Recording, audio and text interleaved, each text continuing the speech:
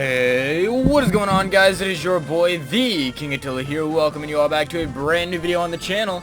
Today, guys, we're going to be checking out Fire Emblem Dark Soul, and we're going to be starting with the prologue chapter, River of Norvia. Year 34 before sealing, a powerful man is born. Year 10 BS. The man declares war on all of the continent of Azal. February, year 9 BS. The man, drunk with power, seeks strength from the dark gods. June. Jun, year 9 BS. The dark gods answer the call, granting him power. Deck, year 9 BS. Upon seeing this man's strength from the dark gods, Larkius, the Dragon King, issues an emergency warning. Year 8 BS. Creation of the legendary weapons begins in order to expel the power of darkness. Year 6 BS. The man conquers Norvia and Ganaria, leaving only Adraxa and Dragalia. Year 5 BS.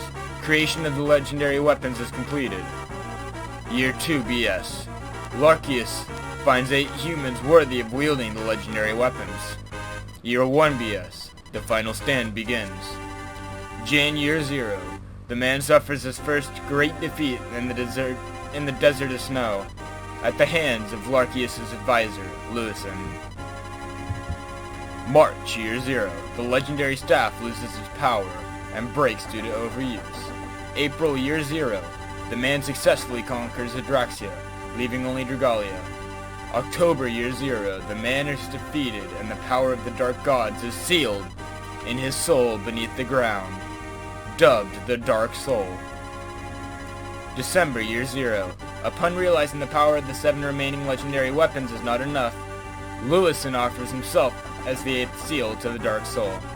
Year 36, all the legendary weapon wielders have died, with the exception of the Light Tone wielder. Year 68, Larkius offers a peace treaty, swearing the dragons of Dragalia shall not attack humans unless provoked. Year 70. Peace between dragons and man is signed. Year 247. Larkius' daughter Kaida is born. Year 524. Truskia City is constructed on the border of Adraxia, Ganaria, and Norvia as a symbol of unison. Year 527. The Treaty of Trisagia is signed, issuing peace among mankind. Year 904, King Lamorak of Ganaria is born. 914, King Maximus of Adraxia is born. Year 918, Hendrix Ferry is born.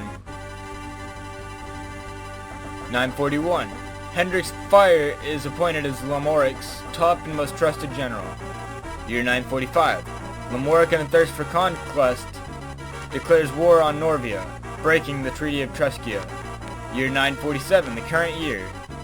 Lamoric suffers a loss in Adrenaburg and requests backup from Hendrix and the rest of his family, Katharina, Agnar, and Phaon. Would you like to enable casual mode?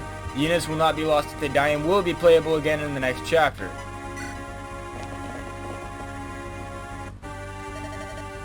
We are almost in Norvian territory. We cannot afford to rest now.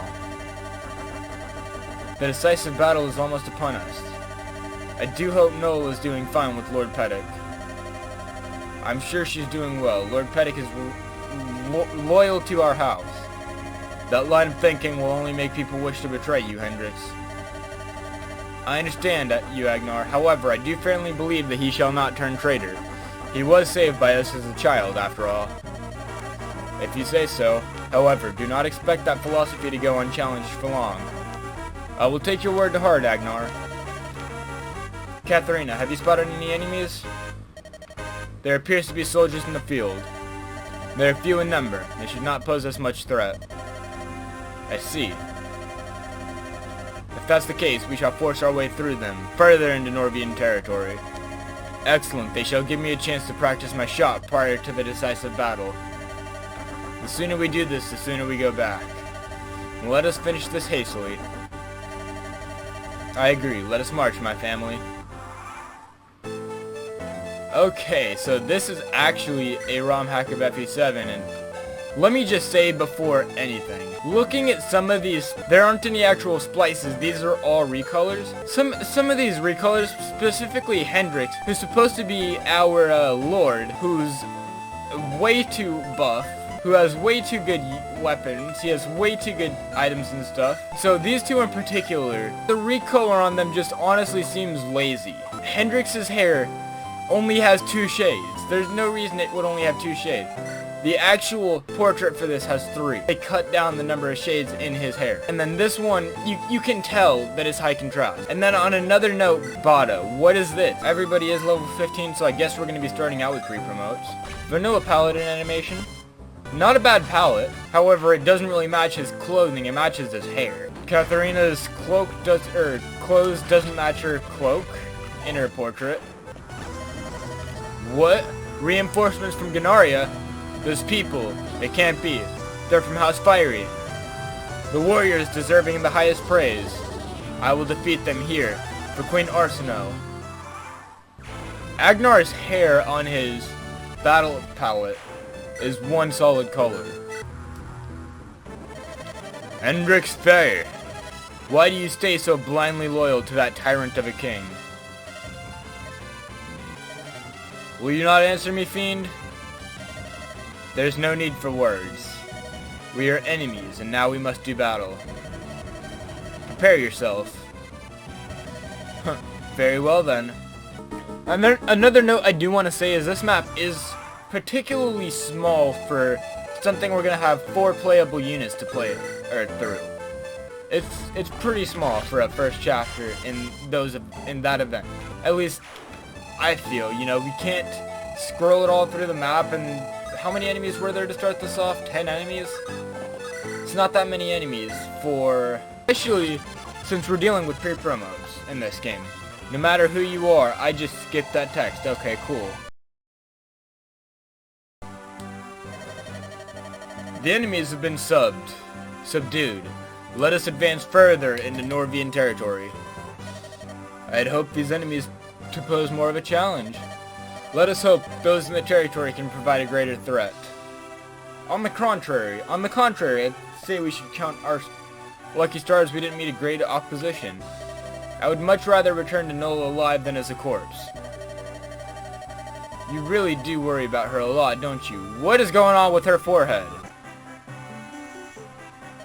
Well, of course, she is only 10, yet she's stuck with war veterans, like us. We're with her for more than 2 months before we're called into action for some weeks. Yet she's living perfectly fine. Don't underestimate her because she's young. You know better than anyone just how gifted she is. That I do. You have a point, Agnar. The more time we spend talking, the more time we waste. Let's press onwards.